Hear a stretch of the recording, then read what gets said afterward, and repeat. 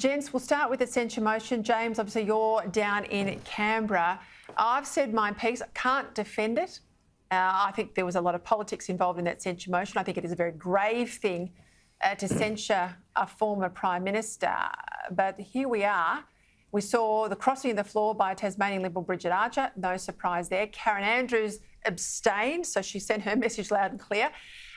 Bob Katter was the only crossbencher who voted against censure, so voted in support of former Prime Minister Scott Morrison. What did you make of it all, James?